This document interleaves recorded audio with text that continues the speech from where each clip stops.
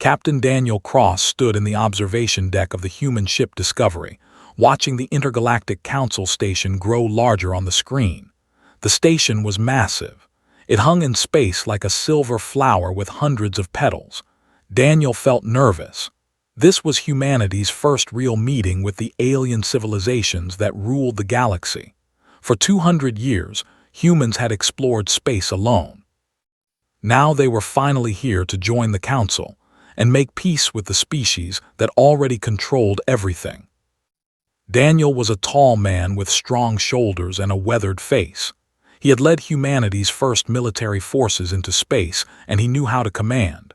But today he wore formal clothes instead of a uniform. Today he was a diplomat. He had trained for this mission for 6 months. He knew the laws of the Council. He knew what to say and what not to say. Everything had to be perfect. The crew prepared the ship for docking. Daniel walked through the corridors and checked his team one more time. His second officer was Commander Lisa Hayes, a sharp woman with quick eyes and quick thinking. The science officer was Dr. Robert Wilson, an older man who had studied alien cultures his whole life. The cultural advisor was Lieutenant, a young officer who spoke 3 alien languages. These people would help Daniel present humanity to the galaxy. The Discovery docked with the Council station at exactly 1200 hours.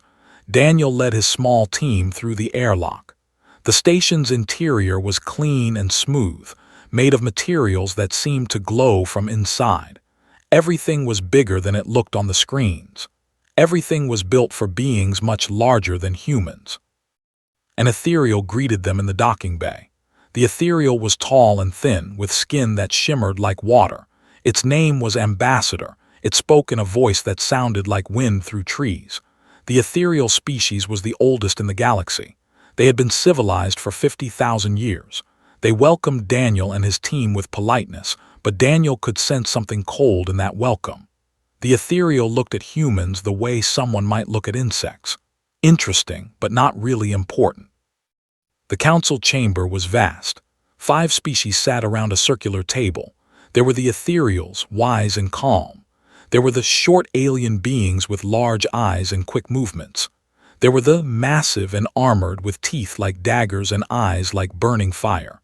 There were the who looked almost like men but with green skin and 4 arms.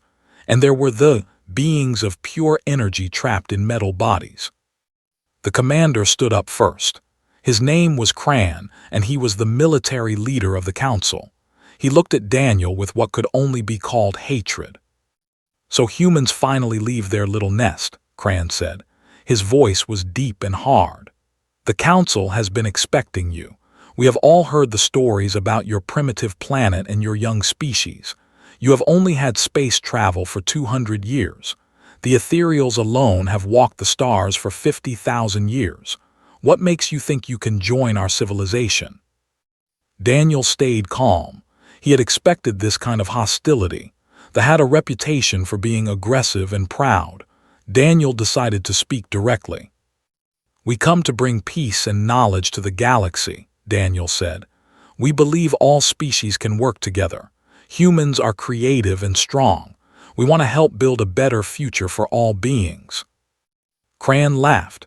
It was a terrible sound, like an animal's growl mixed with wind through dead trees.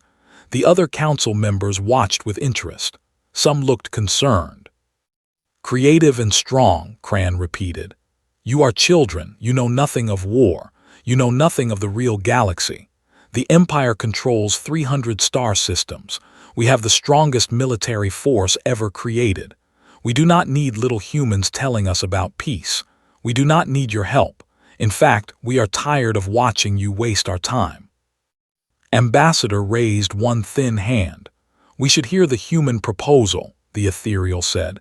"They have traveled far to meet us." But Cran was not done. He stood up, his massive body rising above the table. His armor made terrible sounds as he moved. He walked toward Daniel. The human captain did not step back. He did not show fear, even though Cran was almost 3 meters tall and weighed twice what Daniel weighed. "You know what I think," Cran said.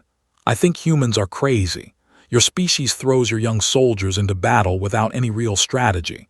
Your people make wild decisions that no logical race would ever make. You take stupid risks. You do not care about numbers or power. You just keep attacking like mad animals. That makes you unpredictable. That makes you dangerous in small ways, but it also makes you weak. The galaxy has no room for crazy species. Cran raised his hand and pushed Daniel backward.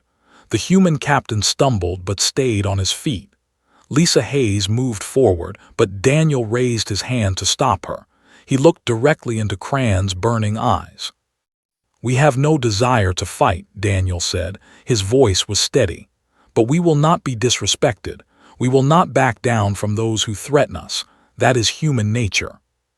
"Then you are fools," Cran said. He turned to the council. "I move that we reject humanity's application to join the council. They are too new, too strange, and too weak. Let them stay on their backwater world." The other council members began to speak among themselves. But before they could vote, Cran made his real move. He signaled to guards who were hiding in shadows. They moved forward with weapons drawn. Cran grabbed Daniel by the collar and lifted him off the ground. The human captain could barely breathe. "Actually," Cran said with a cruel smile, "I vote that we remove humanity from this station immediately. And I vote that we take your ship as a prize for our military collection." Lisa Hayes acted in that second. She pressed a button on her belt, and an alarm sounded throughout the Discovery. The ship's engines fired. The docking clamps began to release. The other council members shouted in surprise. Daniel managed to break free from Cran's grip. He ran back toward the airlock and his team followed. Cran roared with anger, but the airlock was already closing. Daniel ran through the airlock just as it sealed. Behind him, he could hear the sound of weapons fire. The Discovery undocked with a violent motion. Daniel rushed to the command deck and hit the communications button. He recorded a message. He told the galaxy what he had learned. He told them that the Empire had an invasion fleet. He told them that the fleet was coming toward the core worlds. And he told them that Earth would fight even if the Council would not help. The Discovery jumped to hyperspace, leaving the Council station far behind. Daniel looked back one last time at the silver flower hanging in space. He knew everything had changed. He knew the galaxy would never be the same, and he knew that humanity's greatest test was coming. The journey home took weeks. Daniel spent every moment planning. He knew the Council would not believe him. He knew they had beaten him today. But Daniel also knew something that Cran did not understand. He knew what humans could do when they had no other choice. He knew what humans could accomplish when they fought for their homes, their families, and their freedom. When the Discovery entered human space, Daniel sent an urgent message to Earth. He told them to prepare for war.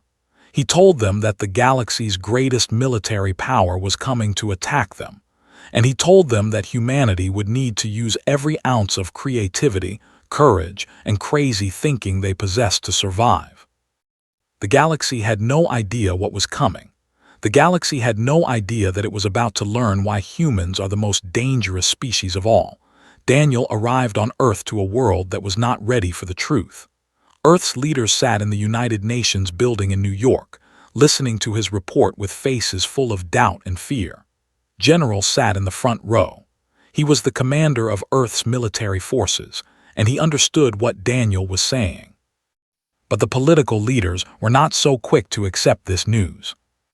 "You are telling us," said President Adams, "that an alien empire wants to invade Earth." "Yes," Daniel said. "I am telling you that the empire has decided to destroy humanity. They see us as a threat because we are unpredictable. They see us as weak because we are young, and they see us as dangerous because we do not follow their rules." An older politician named Senator Robert shook his head. "This is impossible," he said. "You said yourself that the other council species did not believe you either. How can we prepare for a war that the most advanced civilizations in the galaxy think is not real?" Daniel walked to the center of the room. He was tired of trying to convince people who would not listen. He decided to be direct, the way Cran had been direct with him. "Listen to me," Daniel said. "I do not care if you believe me. I do not care if the ethereals believe me. I do not care if they believe me. What I care about is this. They have already made their decision. Their fleet is coming. It will arrive in 3 years. When it arrives, they will attack every human city and every human settlement in the galaxy. They will not stop until humanity is gone." General stood up. "If this is true, we need to start preparing now. We need to build a military that can fight alien technology. We need to develop new weapons. We need to train soldiers who understand how to fight enemies they have never seen before." "You cannot fight them with normal military tactics," Daniel said. "They think in straight lines. They attack with massive force. They believe that bigger and stronger always wins. But humans have a different way. Humans find new solutions. Humans use the environment. Humans use deception. Humans do things that aliens think are impossible because aliens cannot think the way humans think." For the next 3 years, Daniel worked with General to prepare Earth. They built new weapons from captured technology that Daniel had brought back from the Council Station. They trained soldiers in tactics that were not in any military textbook. They taught soldiers to think like hunters, to use traps, to use the darkness, to use anything that gave them an advantage. But Daniel also had to face the politics of Earth. Different nations wanted different things. Some nations wanted to surrender before the battle even started. Some nations wanted to run away into deep space. Some nations wanted to try to make peace with the. Daniel had to fight these battles while also preparing for the real battle that was coming. Meanwhile, the other council species sent messages. The ethereals wanted to talk about peace. They said that perhaps humans could negotiate with the. They said that perhaps war could be avoided. They wanted to study human behavior.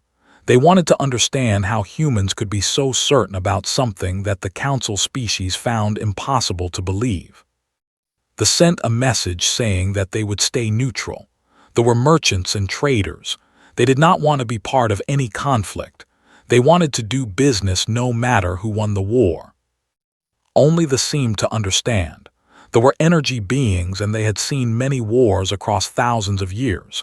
They sent a message to Daniel saying, "We believe you. We have seen younger species become great warriors. We have seen impossible victories. We support humanity." But they were far away, too far to help. They could only offer words. As the years passed, Daniel became a symbol of human determination. He wore a uniform again. He became General Cross, the commander of Earth's defense forces. He trained thousands of soldiers. He designed weapons that no one had ever seen before. He taught his soldiers that they were not fighting to conquer the. They were fighting to survive. They were fighting to protect their families, their homes, and their world. Daniel also discovered something important. The more he learned about human history, the better he could prepare for the future. He studied Earth's wars. He learned about the strategies that humans had used for thousands of years. He learned that humans had always found ways to beat enemies that seemed stronger. He learned that humans had always done crazy, unexpected things that saved them from defeat. He taught his soldiers about a place called Thermopylae, where 300 humans held back thousands of enemies. He taught them about a general named Wellington who used impossible tactics to win battles. He taught them about soldiers who refused to break, who kept fighting even when everything seemed lost. "This is what it means to be human," Daniel told his soldiers. "We do not give up. We do not break. We do not accept defeat. When we are pushed to the wall, we fight harder. When we face impossible odds, we find new ways. When the universe tells us we are too weak to survive, we prove the universe wrong." 2 years after arriving back on Earth, Daniel received a secret message from the Council. It came from the ethereal ambassador. The message said that the fleet had left the home system. The invasion was beginning. The fleet would arrive at Earth in exactly 1 year. Daniel did not feel fear. He felt something different. He felt something that was very human. He felt the determination of a species that had survived ice ages and giant predators and wars against itself. He felt the strength of a species that had always found ways to win. He felt the knowledge that humanity was ready. He called a meeting with all of Earth's military leaders. He told them the news. He looked them in the eyes and he smiled. "The Empire thinks they can destroy us," he said. "They are wrong. We are about to teach them what it means to face a species of crazy masters of war. The galaxy will never forget this battle. The galaxy will never forget humanity." Soldiers in the room did not cheer with noise. They understood the seriousness of what was coming, but they nodded. They stood, they were ready. Earth was ready. Humanity was ready. The invasion fleet appeared on human sensors 3 weeks before it reached Earth. The fleet was massive beyond anything human computers could have predicted. There were 500 battleships, each one more than 2 kilometers long. There were thousands of smaller attack vessels. There were transport ships carrying millions of soldiers. The invasion force was so large that it blocked out the stars when it passed. General Daniel Cross stood in the Earth Defense Command Center deep underground. The command center was built under the Rocky Mountains, protected by layers of rock and metal and energy shields. Around him, thousands of soldiers and officers watched the sensors. The radar screens showed the fleet coming closer every second. Daniel had a plan. It was a crazy plan. It was the kind of plan that no other military force in the galaxy would ever try. But it was a human plan, and Daniel believed it would work. He gave his first order. "Activate the decoy fleet," he said. Across human space, hundreds of fake ships powered up their engines. These were not real military vessels. They were old merchant ships and mining vessels that had been modified to look like military craft on sensors. They broadcast signals that made the think there were thousands of human warships.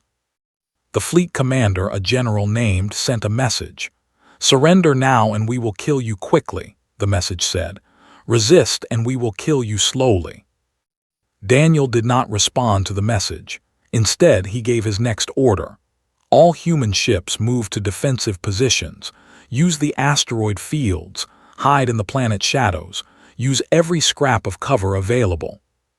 The real human military fleet was small. There were only 70 warships, and they were much smaller than the vessels. But they were fast, and they were built for fighting in gravity wells and around asteroids. The ships were built for open space battles where size and firepower meant everything. The fleet moved toward Earth like a wave of death. When they got within weapons range, they fired. The space around Earth lit up with weapons fire. Entire asteroids were destroyed. The radiation from the explosions turned the solar system into hell. But the human ships were not there to meet them face to face. They had already moved.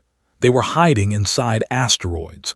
They were hiding in the rings around distant planets. They were hiding in the shadow of Earth's moon. The weapons' fire destroyed empty space.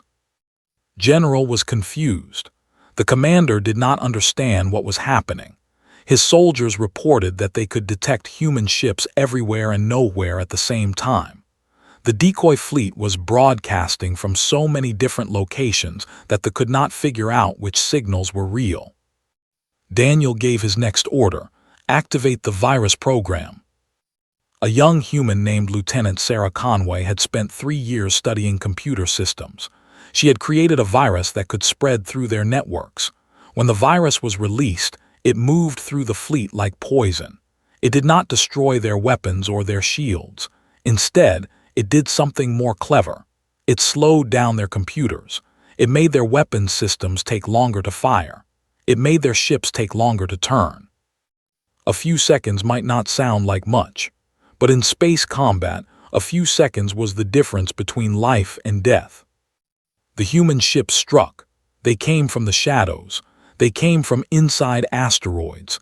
They came from directions that they did not expect. The human weapons were not as powerful as weapons, but they were faster. They fired before they could react.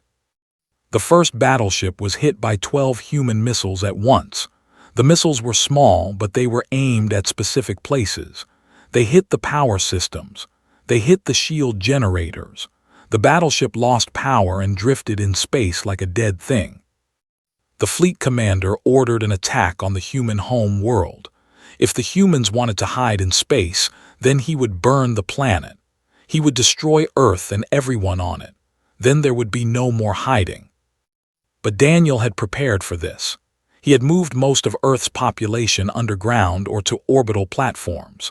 The cities had been moved into massive caves. The farms had been moved into deep underground tunnels. When the weapons fire came, it destroyed buildings and mountains, but it did not destroy the human race. More importantly, the bombardment was so intense that it blocked the fleet's communications with their home world. They were now isolated in human space with no way to call for help. Daniel gave his next order. All ships attack the logistics fleet. The fleet needed to eat. They needed fuel. They needed supplies. General Daniel Cross had studied human history very carefully. He had learned that armies could be defeated not just by killing soldiers, but by cutting off their food and supplies. The human ships attacked the supply vessels. They were defended, but they were slower than the battleships. One by one, the supply ships were destroyed or disabled. The soldiers on the battleships began to go hungry. The power systems began to fail because there was no fuel. The repairs began to take longer because there were no supplies. A human pilot named Major James performed the move that changed the war. He flew his small fighter directly at a massive battleship. Every other species in the galaxy would call this a suicide attack. Every other military force would say it was impossible. But James was human, and humans did impossible things. He took his fighter into the ship's shield generator area. He flew through the explosions and the weapons fire. His fighter was torn apart, but not before he detonated his weapons directly on the shield generator. The battleship lost its shields. Without shields, it could not survive the attacks of dozens of human missiles. The general felt something that he had never felt before. He felt fear. The humans were not supposed to be able to do this. The humans were supposed to be easy to defeat, but instead, the humans were clever and fast and willing to do things that no other species would do. The human ships continued to attack. They used the gravity of planets to slingshot around and attack from unexpected angles. They used solar radiation to hide their position. They fought not as one military force, but as dozens of small groups that attacked and vanished and attacked again. After 3 months, the fleet was broken. Half of the battleships had been destroyed or disabled. The rest were damaged and hungry and running out of ammunition. General gathered what remained of his fleet. He sent a message to General Daniel Cross. "We are leaving this system," said. "You have defeated us, but the empire is vast. There are more fleets. Someday we will return." Daniel heard the message and he understood something important. They were leaving, but they would come back. They had been taught something today. They had been taught that humans were dangerous. They had been taught that humans could do things that seemed impossible, but they had not been broken. They had not learned to fear humanity completely. That lesson would have to come later. That lesson would have to be taught in a way that they would never forget. The price of humanity's victory was written in blood and ash. 12 million humans had died in the first month of the invasion. Entire cities had been destroyed. Families had been torn apart. The pain was so great that many people on Earth wanted to give up. They wanted to surrender to thee and end the suffering. But they did not give up. Something in the human spirit refused to break. General Daniel Cross visited the hospitals across Earth. He saw soldiers with no legs. He saw families with only one person left alive. He saw children who had lost their parents. He looked into their eyes and he saw something that they could never understand. He saw determination. He saw the will to fight. He saw the belief that even in the darkest moment, humans could find strength. A young soldier named David lay in a hospital bed with bandages covering half his body. His right arm had been burned by weapons fire. The doctors said he would never fight again. But when Daniel visited him, David tried to sit up. "General," David said, "when are we going back to fight? I can still use one arm, I can still shoot, I can still help." Daniel felt something break inside his chest. This young man had lost everything, and all he wanted was to continue fighting. "Rest first," Daniel said. "We will need you when you are healed." The truth was that General Cross needed every human he could find. The war was not over. They had retreated, but they had not surrendered. They had returned to their territories, and they were preparing for a new attack. But this time, the other council species were watching. The ethereals sent a message. They had been studying the battle. They had seen how humans fought. They had seen how humans sacrificed themselves. They had seen how humans did things that seemed impossible. The ethereals wanted to understand humanity better. They asked if they could send observers. Daniel said yes. If the ethereals understood humanity, perhaps they would help. But Daniel knew that the ethereals would not fight. The ethereals were philosophers and teachers, not warriors. They would observe, but they would not join the battle. They sent a different message. The scientists had been analyzing the human virus that had slowed the computers. They thought it was brilliant. They wanted to help humanity create more viruses, more weapons, more ways to fight the. Daniel accepted this help. They were not fighters, but they were minds, and minds could create weapons that muscles could not. They sent something more valuable. They sent a fleet. It was small compared to the human fleet, but it was powerful.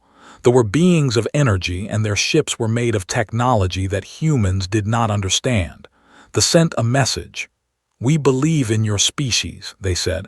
"We will help you survive." But they were preparing. The empire was vast, and it had recovered from its defeat.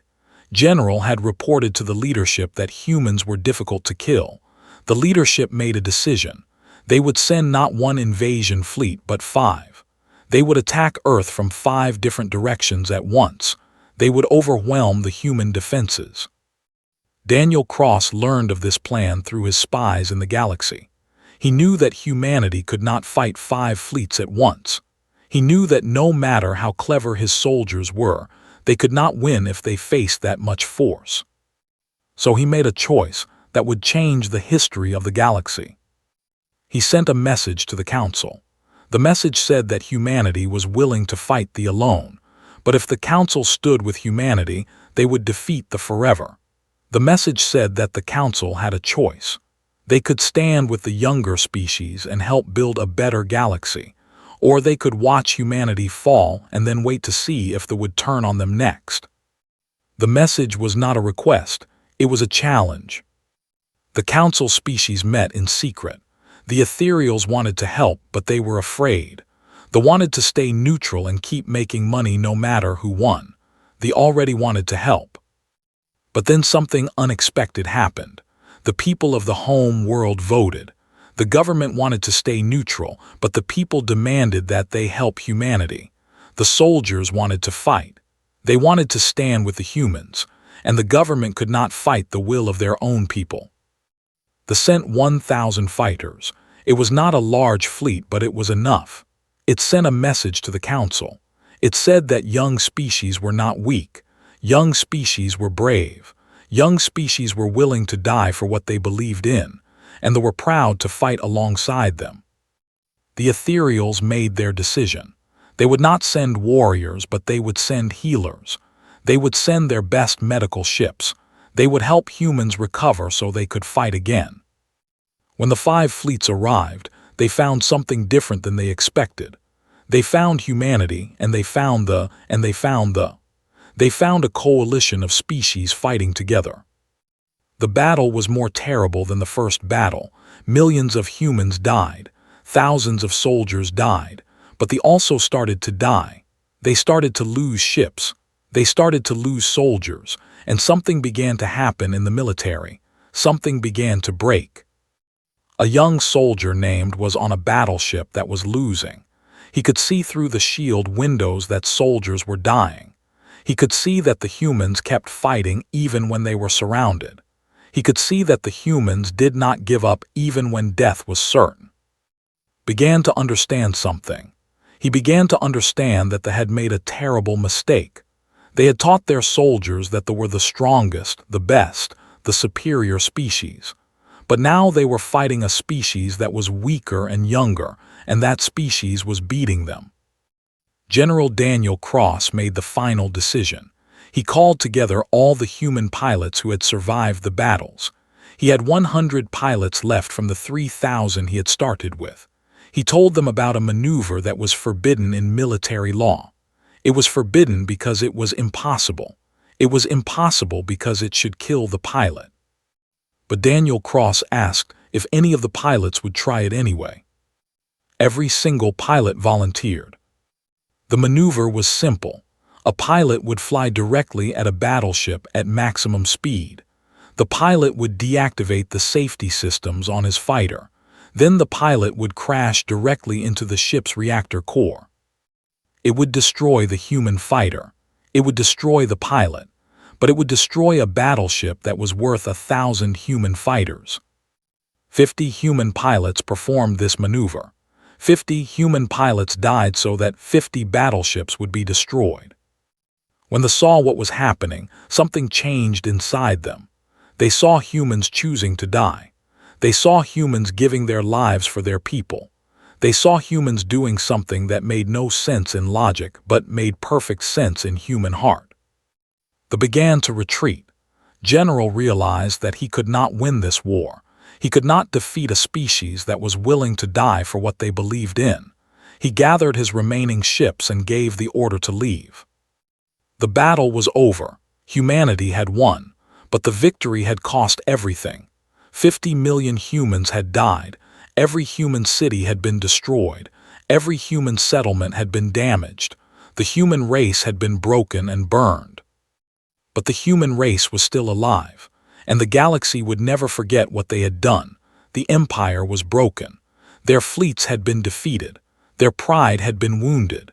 General returned to the home world with the truth that they could no longer deny. The humans had won. The young species from a backwater planet had defeated the greatest military power in the galaxy. The leadership did not know what to do. For millions of years, they had been the strongest. They had been the ones who decided what happened in the galaxy. They had been feared by everyone, and now they were the ones who were afraid. In the aftermath of the war, the galaxy changed. The council met again, but this time the meeting was different. When the doors opened, General Daniel Cross walked in as an equal. No longer was he a diplomat begging to be heard. He was a warrior who had faced thee and won. The ethereal stood when Daniel entered the council chamber. The stood. Even the representatives stood, though it clearly cost them great effort. Ambassador spoke first. Humanity, the ethereal said, has earned a place at the center of the galaxy. You have shown us something that we thought we had learned 10,000 years ago. You have shown us that courage matters. You have shown us that sacrifice matters. You have shown us that a young species can do great things. The representative bowed to Daniel. In the culture, this was the highest honor. It meant that one species recognized another as worthy of respect. We will always stand with humanity, they said. 50,000 of our soldiers gave their lives for your world. They did not die in vain. They died because they believed that freedom was worth the cost. We believe that too. But the moment everyone was waiting for came when the general finally spoke. The Empire recognizes humanity as a power, General said. His voice was hard, but it carried something new. It carried respect. We did not believe you were warriors. We were wrong. They apologize. We will never again underestimate the humans. We will never again think of you as weak. Daniel listened to these words, and he felt something complex in his heart. He felt joy because humanity had survived. He felt sadness because so many had died. He felt anger that it had been necessary to kill millions to earn respect. He looked at General, and he made a choice that surprised everyone in the room. They did not understand us, Daniel said. That is not your fault. We did not understand ourselves. We are a young species. We have not been in space for long. We have only known how to survive on Earth, a harsh world that has taught us to never give up. You attacked us because you thought we were weak. We fought you because we had no other choice. But now we have a new choice." Daniel paused. Every eye in the council chamber was on him. "We choose peace," Daniel continued. "Humanity will not attack the Empire. Humanity will not seek revenge. Humanity will help rebuild what was destroyed in this war, and we ask them to do the same." The council chamber was silent. This was not what anyone expected. After such a terrible war, after such death and destruction, the human commander was offering peace. General was quiet for a long moment. Then he nodded. "They accept the offer of peace," he said. "We will help rebuild." In the years that followed, the galaxy changed. Humans spread across space at a speed that amazed everyone. The young species that had been dismissed as primitive began to build cities on 100 worlds. Human scientists worked with scientists to solve problems that no one had ever solved before. Human soldiers trained alongside warriors to protect the peace that had been won. But the most important change happened in how the galaxy saw humanity. Every species knew what humans were now. Every species understood that humans were warriors who fought not because they wanted to, but because they would do anything to survive. Every species understood that humans were willing to die for what they believed in. Every species understood that humans would never give up, would never surrender, would never accept defeat. The other species did not try to provoke humanity anymore. The merchant traders stopped trying to cheat human merchants. The military forces stopped threatening human border worlds. The diplomats stopped making insulting comments about human culture. In the Empire, young soldiers heard stories about the war. They heard about how humans had destroyed ships by flying directly into them. They heard about how humans had hidden inside asteroids to ambush the greatest military power in the galaxy. They heard about how 50 million humans had died, but none of them had given up. And all across the galaxy, every military academy taught the lessons of the human war. They taught that bigger was not always better. They taught that creativity could defeat power. They taught that a species willing to sacrifice itself could not be defeated. General Daniel Cross became an old man. His hair turned gray. His face became lined with scars. He had lost friends and soldiers and parts of himself in the war, but he lived to see humanity become great. He lived to see human children born on alien worlds. He lived to see the day when humanity was no longer the young species, but one of the great powers of the galaxy. On the day that Daniel retired from command, every species in the galaxy sent a representative to honor him. The ethereals gave him a gift of ancient knowledge. They gave him a medal that no human had ever received before. They gave him a fortune in trade goods. They gave him something more valuable. They gave him respect. Daniel stood before all of them, an old human with a tired face, and he smiled. "I am proud," he said, "not because humanity is powerful. I am proud because humanity learned to work together with other species. I am proud because we learned that strength is not just about weapons and power. Strength is about believing in something. Strength is about never giving up. Strength is about being willing to die for those you love." He looked directly at the representatives. "And I am proud that we learned to offer peace instead of revenge. That is what makes us truly strong." In the years after Daniel retired, humanity continued to grow. New generations of humans were born who had never known the war, but they were taught about it. They were taught about the 50 human pilots who had crashed into battleships. They were taught about Major James who had sacrificed himself. They were taught about David and all the other soldiers who had continued to fight even when they were broken. Humanity had learned something that they could never understand. Humanity had learned that victory was not just about winning battles. Victory was about surviving with your spirit still alive. Victory was about keeping your humanity even in the darkest times. And so the galaxy learned to fear humanity, not because humans were the strongest, not because humans had the best weapons, but because humans were something that no other species could predict. Humans were something that could find victory in impossible situations. Humans were something that would keep fighting long after any other species would have given up. The galaxy learned that humans were crazy masters of war, and the galaxy learned that it was wise to not provoke them. Daniel Cross died when he was 92 years old. At his funeral, representatives from every species in the galaxy came to honor him. The ethereals played music that sounded like wind through ancient forests. The dance of respect. The stood silent, which was their way of showing honor. And at his grave, they placed a simple stone. It read only one thing. Here lies a human who changed the galaxy. Here lies a proof that young species can teach old species about courage. Here lies a testament to the strength of the human spirit. 50 years later, the galaxy had settled into a new peace. Humans were no longer the young species. Humans were respected. Humans were feared. Humans were equals among the great powers of the galaxy. And every species knew one thing for certain. They knew that they would never again see humans the way they had before the war. The galaxy had learned what humans were. The galaxy had learned that humans were warriors and thinkers and builders and dreamers all at once.